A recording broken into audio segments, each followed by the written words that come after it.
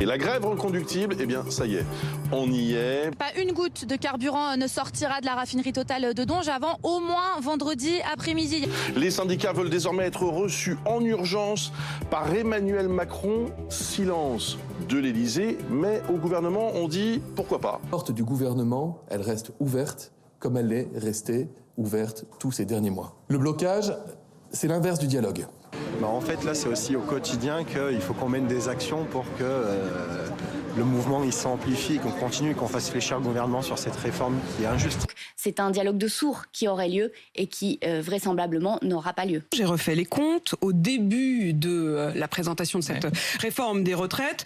Vous nous promettiez un excédent de 4,2 milliards d'euros en 2030. Mais depuis, vous avez fait un certain nombre de concessions, vous avez ajourné. Et finalement, on se retrouve avec un déficit de 300 millions d'euros en 2030. Donc, est-ce que ça vaut encore la peine de braquer le pays ? L'objectif de pouvoir payer les pensions de retraite à bientôt 30 millions de retraités, c'est un objectif dont on ne dérogera pas. Pour l'instant, le texte n'est pas voté. La prochaine mobilisation, elle a lieu samedi. C'est ça qu'ils recherchent. C'est de dire à la rue, c'est de dire aux syndicats, c'est de dire à l'opinion publique. Priorité au direct. Voilà. Je me tais. Les questions au gouvernement.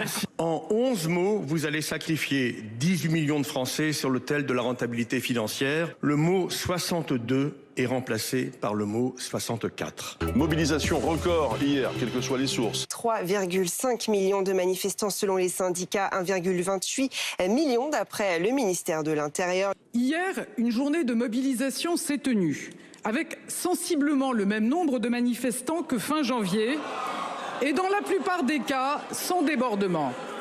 Bonjour l'exemple. Éric Dupond-Moretti a présenté ses excuses après le double bras d'honneur. Un bras d'honneur quand Olivier Marleix, le président du groupe LR à l'Assemblée, a évoqué les procédures judiciaires qui concernent les membres du camp présidentiel et notamment Éric Dupond-Moretti. Vous n'avez pas à faire des bras d'honneur dans l'enceinte de l'Assemblée nationale, monsieur le ministre. J'ai pas d'image malheureusement, on a simplement capturé ce doigt. Pas question de démission pour le ministre qui finit tout de même par concéder que son geste n'était, je cite, pas adéquat. Je le crois, ça ne veut pas dire que je considère que c'est bien ce qui a été fait. Ça ne veut pas dire que je considère pas que c'est une erreur et que ça a été excessif. Mais enfin, je crois Éric Dupond-Moretti quand il dit que c'était pas adressé à un parlementaire en particulier.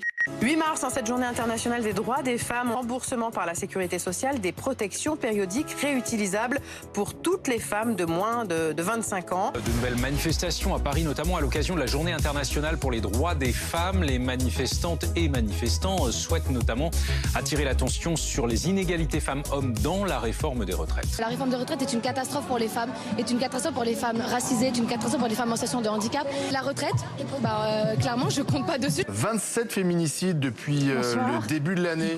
Il faut les protéger le plus vite possible. Et c'est dans ce sens-là que nous travaillons. Ça va pas assez loin, en fait, c'est ce que vous nous dites ce soir. Manifestement, c'était la grande cause du quinquennat, sauf qu'il y a eu autant de morts que le quinquennat précédent.